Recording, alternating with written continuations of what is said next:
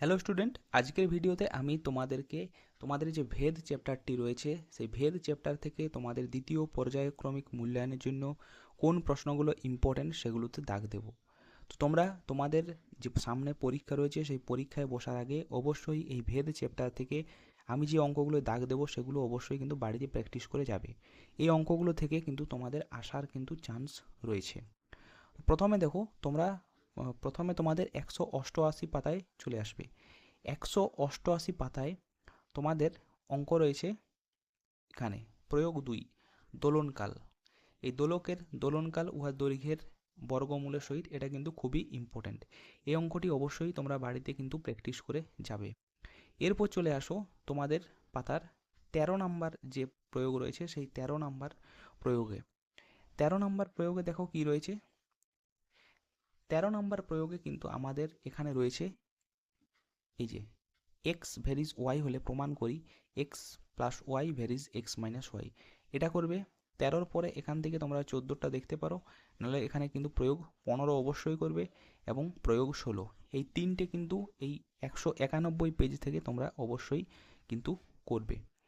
এরপর চলে আসো 195 পেজে, 193 পেজে।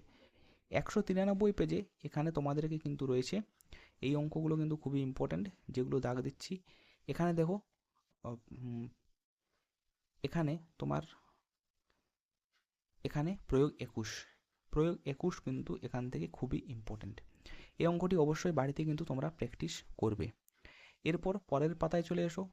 পরের পাতায় দেখো প্রয়োগ 22, প্রয়োগ 23, এগুলো কিন্তু খুবই ইম্পর্ট্যান্ট। এবং এখান থেকে রয়েছে তোমার প্রয়োগ 25। প্রয়োগ 25 কোনো গোলকের আয়তন তার ব্যাসার্ধের ঘনের সাথে, এটা কিন্তু খুবই ইম্পর্ট্যান্ট। এই অঙ্কটি কিন্তু খুবই ইম্পর্ট্যান্ট, এটা কিন্তু তোমরা স্টার মার্ক দিয়ে এখানে লিখে রাখতে পারো। এরপর আমরা কোষে দেখিতে চলে আসি। কোষে দেখি 13 দেখো এখানে যে 4-এর অঙ্কগুলো রয়েছে এই 4-এর অঙ্কের মধ্যে এই 2-এরটি কিন্তু ইম্পর্ট্যান্ট এবং 3-এরটিও ইম্পর্ট্যান্ট, এই দুটো কিন্তু দেখবে। 5-এরগুলো ইম্পর্ট্যান্ট, 5-এর সবগুলোই ইম্পর্ট্যান্ট। এর মধ্যে যদি আমরা দেখি তাহলে এই 3-এরটাই বেশি ইম্পর্ট্যান্ট এবং 1-এরটিও ইম্পর্ট্যান্ট। এটা প্রয়োগেও এই টাইপের একটা অঙ্ক কিন্তু ছিল। এরপর দেখো 6-এর মধ্যে দেখো 6-এরগুলো কিন্তু ইম্পর্ট্যান্ট। 6-এর মধ্যে 1, 2, 3 তিনটেই ভালোভাবে দেখে যাবে এবং 7-এরগুলো ইম্পর্ট্যান্ট। 7-এর 1 এবং 2 ভালোভাবে কিন্তু দেখে যাবে। এরপর এখান থেকে 11 অঙ্কটি অবশ্যই বাড়িতে প্র্যাকটিস করবে এবং পরের পাতায় এখানে 15 অঙ্কটি ইম্পর্ট্যান্ট, অবশ্যই বাড়িতে কিন্তু প্র্যাকটিস করে যাবে। এরপর যদি আমরা এমসিকিউতে আসি, এমসিকিউর 16-এর 1-এরটি ইম্পর্ট্যান্ট, 16-র 3-এরটি ইম্পর্ট্যান্ট, 16 3, তাহলে 1 এবং 3 16-র ইম্পর্ট্যান্ট এখান থেকে। আর 5-এরটিও ইম্পর্ট্যান্ট এখানে দেখো 5-এরটিও ইম্পর্ট্যান্ট এখানে। এরপরে যদি সত্য মিথ্যায় আসি, সত্য মিথ্যার ক্ষেত্রে 1 এটি কিন্তু ইম্পর্ট্যান্ট। শূন্যস্থান পূরণের ক্ষেত্রে 1 ইম্পর্ট্যান্ট আর এখান থেকে 3টি ইম্পর্ট্যান্ট, 1 এবং 3 এই দুটো অবশ্যই করবে।